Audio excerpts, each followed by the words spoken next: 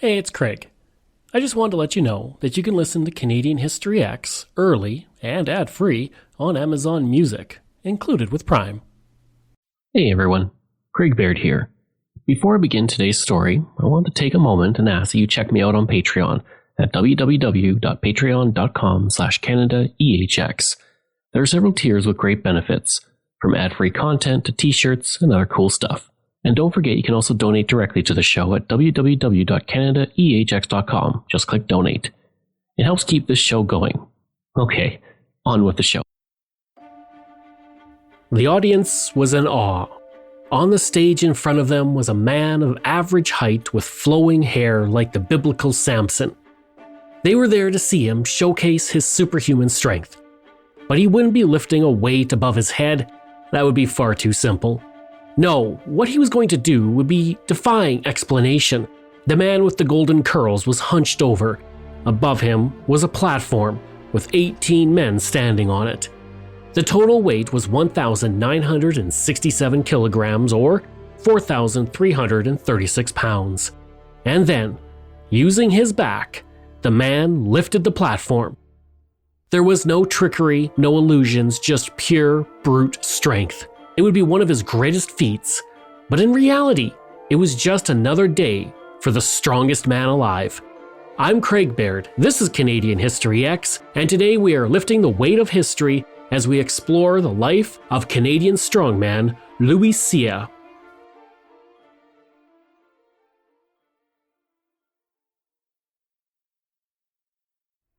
For thousands of years, humans have been fascinated by people who could do the impossible.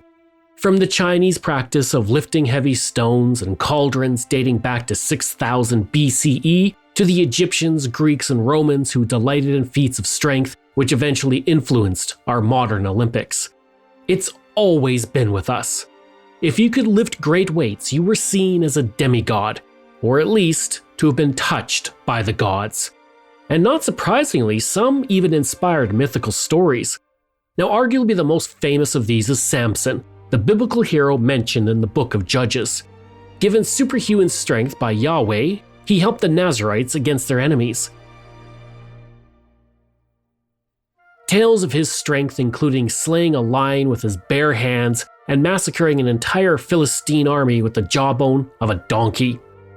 In the Bible, he lost his strength when his long hair was cut by servants on the order of his lover Delilah. The action violated his Nazarite vow and nullified his strength. Other strongmen in mythology include Gilgamesh and Hercules, both of whom were known for their godlike strength that far exceeded what a human was capable of. And the modern strongmen emerged in the 19th century and included Apollon, Donald Dinnie, and Arthur Saxon. They dazzled crowds with their feats of strength, from lifting barbells to carrying horses. But they paled in comparison to Louis Cyr.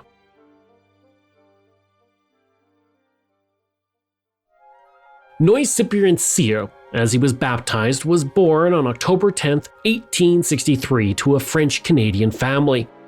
He was the first of 17 children born to the couple, and genetics would play a hand in making him truly remarkable. Cyr's grandfather, Pierre, was known for his strength. His great-grandfather lived to 102, who also had great strength, and Cyr's mother towered over others and thought nothing of carrying heavy sacks of flour on her shoulders.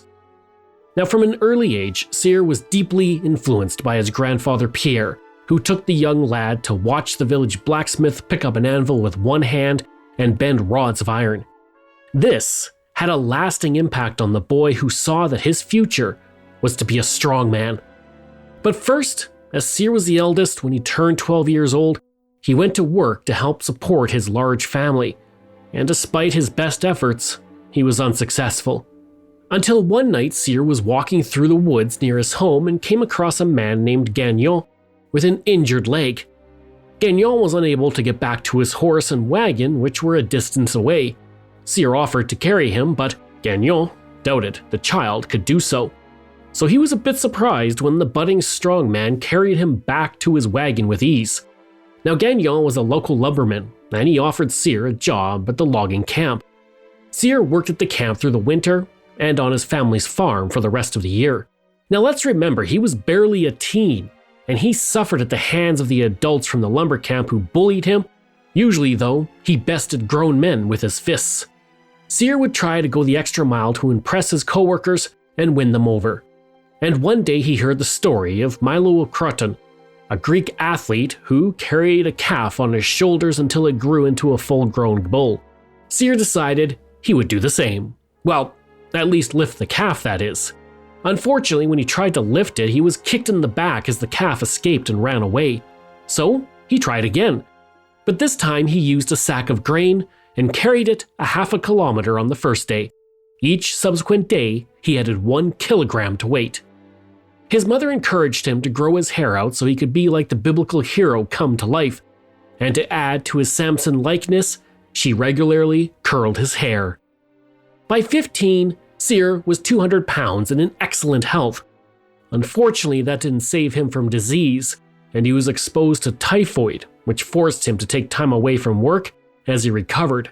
This disease is caused by a type of salmonella bacteria, and symptoms often include weakness, abdominal pain, among other things.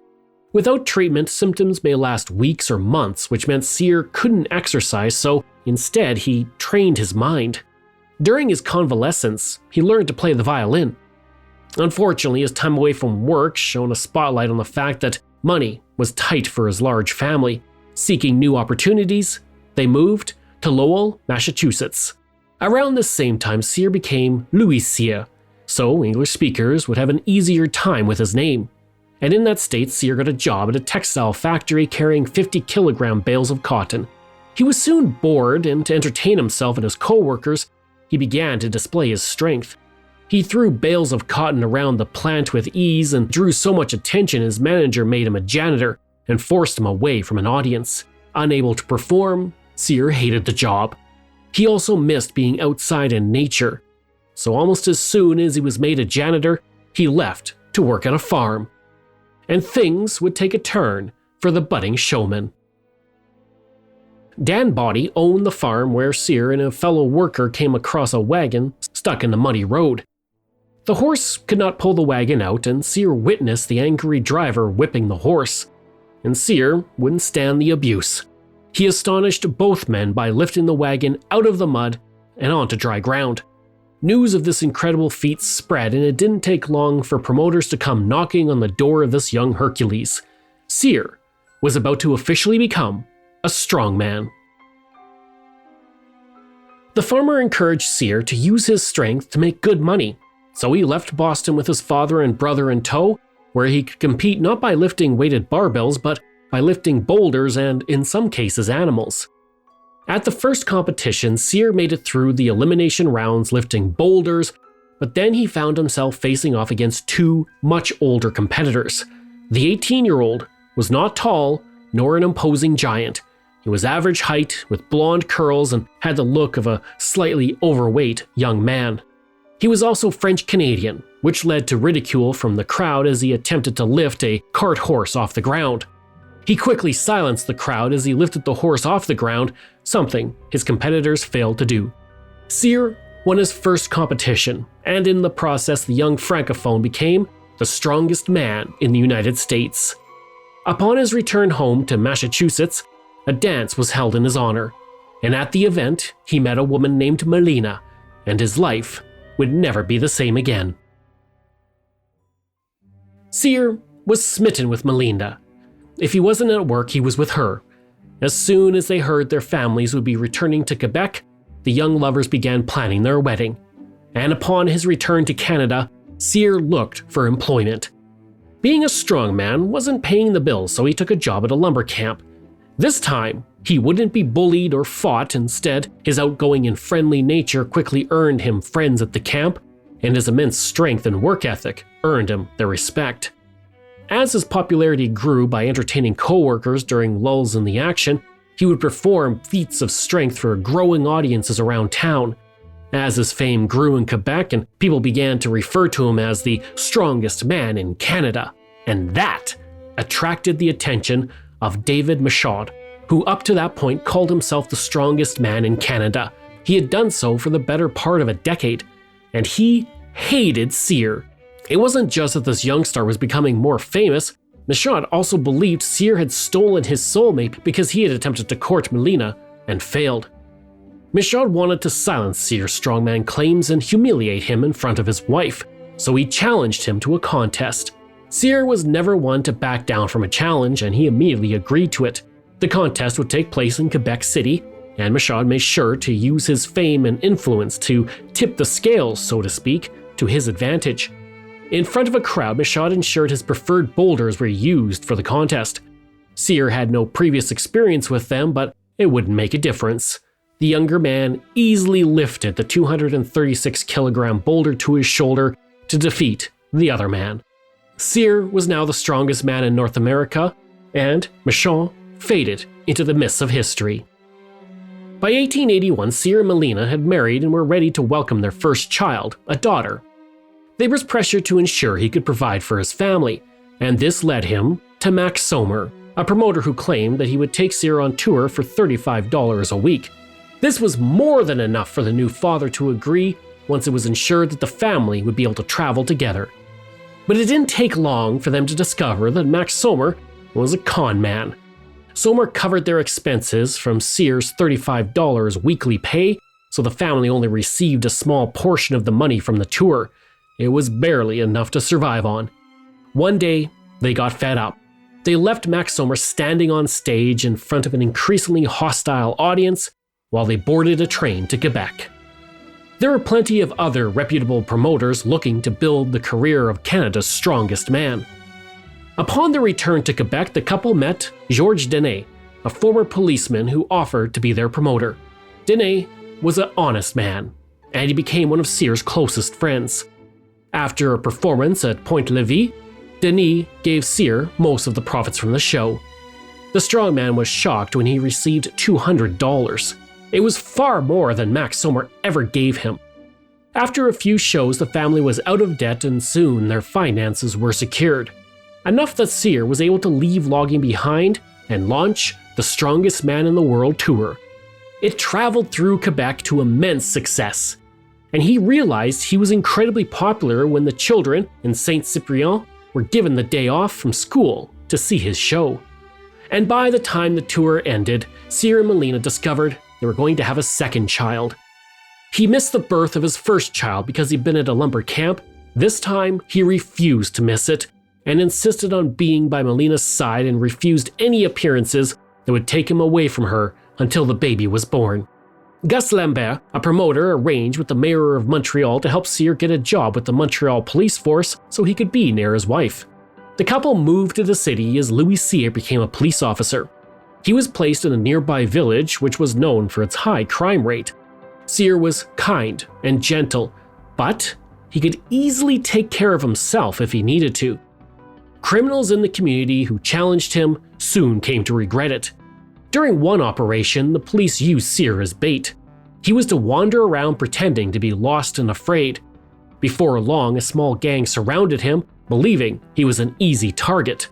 When the police arrived, they found several members of the gang on the ground, caring for their bruised bodies. The rest were locked in Cyr's powerful arms, and the gang swore revenge.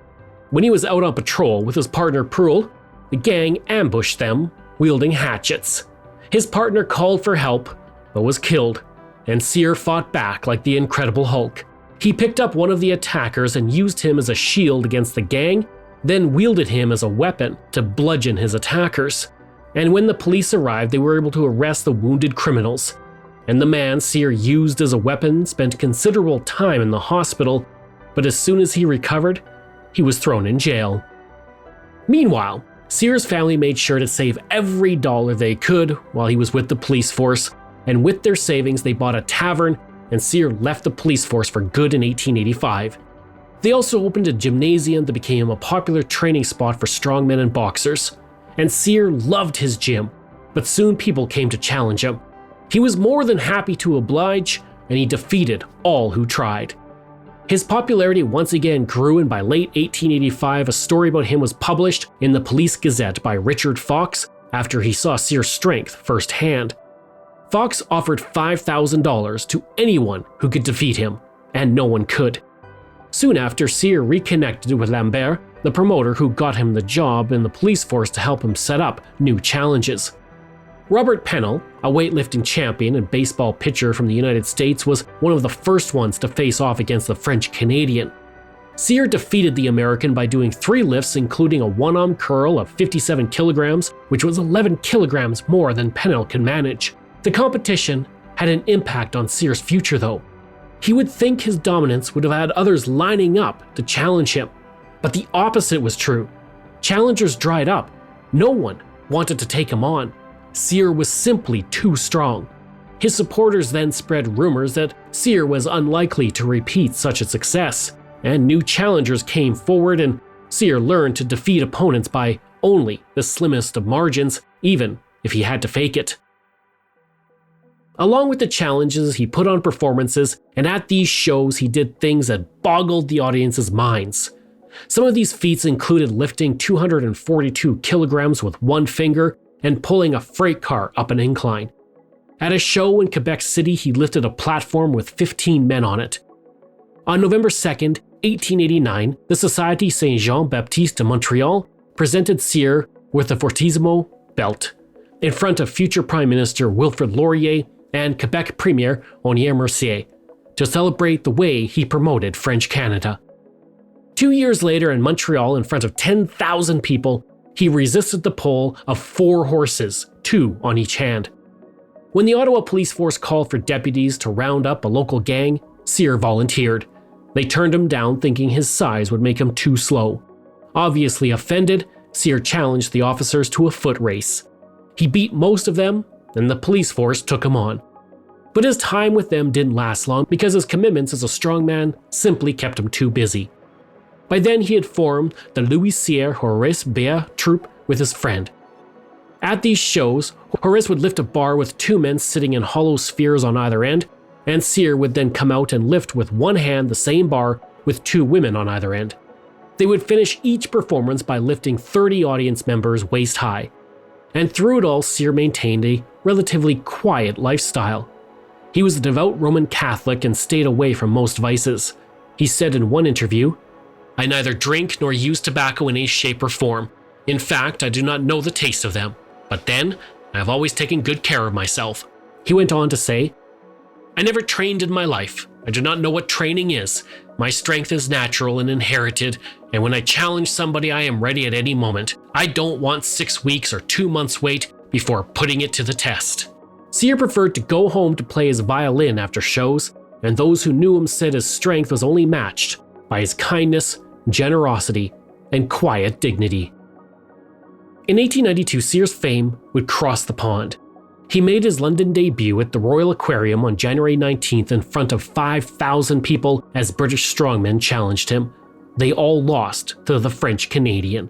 The London Sporting Life quoted him saying, "I will nonetheless beat many records, and when I leave England, I will add numbers to the record books that will take many years to wipe out. I have come to the conclusion that no one will make a match with me, so I might just as well wipe out all other people's records and have an unbroken list all to myself." During his tour of Scotland, he lifted a 332-kilogram granite Dinnie stone, named for strongman Donald Dinnie, and carried it for a short distance. Throughout his time in England, Cyr enjoyed a level of fame he had not experienced so far as celebrities and royalty clamored to meet him, and his next feat would take his fame worldwide. In Boston in 1895, he performed his greatest feat. His famous backlift often required placing a number of men upon a heavy platform resting across 2 trestles.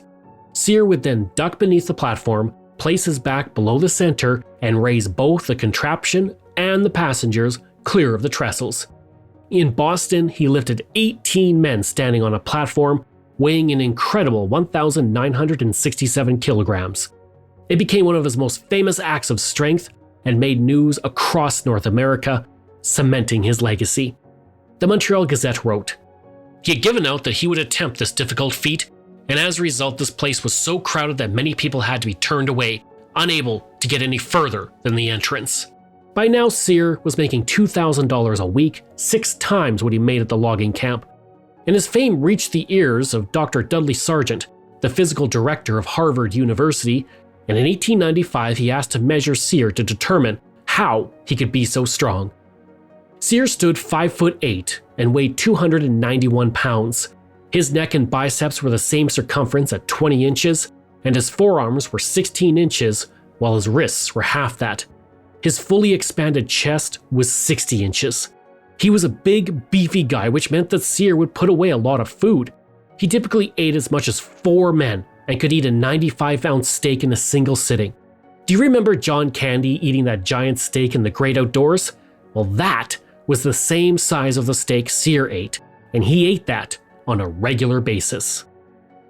Through the 1890s, only one man was able to really challenge Cyr: August Johnson of Sweden. The two strongmen finally met in 1896, and by then Cyr was used to winning relatively quickly.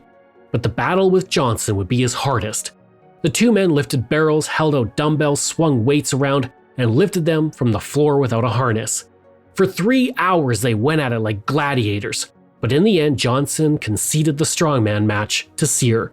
It was the closest Cyr ever came to losing. The Toronto Evening Star wrote, "Johnson's fingers were blistered and raw, and Cyr's fingers split and bled from the heavy work." Soon after, Cyr left and joined the P.T. Barnum Circus. And one day while he was in Boston, John Sullivan, a heavyweight boxing champion, walked in and offered to buy everyone drinks. Cyr didn't drink, so he refused. Sullivan was immediately offended, and he punched Cyr square in the chest. He might as well have punched an oak tree. Cyr stood up from his chair, grabbed Sullivan with one hand and threw him against the wall, knocking him out.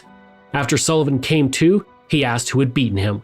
Cyr walked over and introduced himself, and the two men became lifelong friends. But Cyr left the circus soon after to embark once again on his own. From 1899 to 1904, he toured 300 towns and villages in Quebec, performing 650 times for 600,000 people. During that time, he earned $150,000, which was a fortune for that time. On March 25, 1901, Cyr took on the Willow Bunch giant Edouard Beaupré. Beaupré was born in Willow Bunch, Saskatchewan, and by the time he met Cyr, he had earned the nickname of Giant because he stood at 8 feet 2.5 inches. He is also considered the tallest Canadian to ever live. Beaupré exceeded Cyr in both height and weight and challenged Cyr to a well-publicized wrestling match. The Montreal Star wrote, "The supposed wrestling match was a ridiculous affair and one of those things that is apt to make people fight shy of the real game. Neither man understood anything about wrestling, and when Beaupré grabbed Cyr by the neck, the latter became angry, lifted the giant up in his arms, and tossed him down good and hard outside the mat. That is about the extent of the match."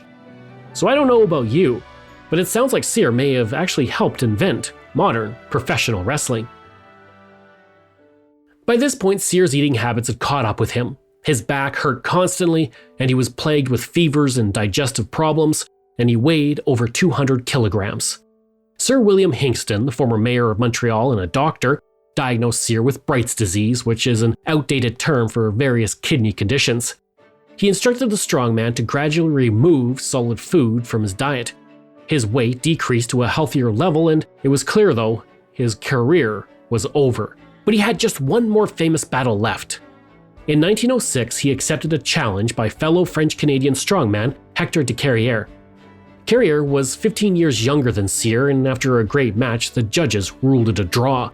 Cyr, true to his nature, refused to accept it. He walked over to de Carrière and lifted his arm in the air. He declared the young man the new strongest man in the world. The torch had been passed. Cyr went on to live on his farm with his family, being tended to by his doctor, who often kept him on an all-milk diet to help treat his heart disease. On November 10, 1912, Cyr died from a condition that caused the inflammation of his kidneys. He was only 53. And throughout Canada, Cyr was honored for his strength exploits. Immense crowds attended his funeral, and floral tributes arrived at his home from around the world.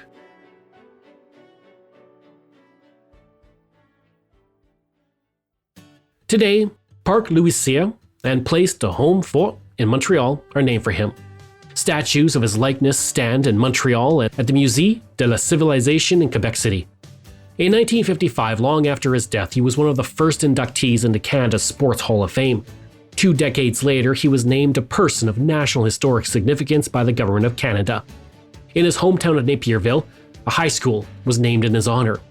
And in 2013, Antoine Bertrand, best known for his roles in the television series Le Bureau and Starbuck, starred in the film Louis Cyr, L'homme le plus fort du monde. The film won 2 Canadian Screen Awards for art direction and costume design. At the Jutra Awards, Quebec's Film Awards, it picked up 9 awards, including Best Film, Best Actor, Best Supporting Actor, and Best Director. It was also the top grossing film in Quebec that year, and is available to stream in Canada, and I quite enjoyed it. But Louis Cyr left behind something else. In the 1930s, Ben Wider was a young boy living in Saint-Lin, Quebec, when he heard the stories of Cyr. He was a Quebecois hero for Ben and his brother Joe. They were inspired to create a bodybuilding and fitness empire that led them to co-founding the International Federation of Bodybuilding in 1946. This organization exists to this day and is the governing body for bodybuilding and fitness around the world. But these 2 boys who idolized Louis Cyr did something else. In 1968, they found a young Austrian bodybuilder who spoke little English. They saw potential in him and invited him to California to conquer the bodybuilding world. He did exactly that by winning 7 Mr. Olympia titles. And then he conquered the world. That young bodybuilder was Arnold Schwarzenegger.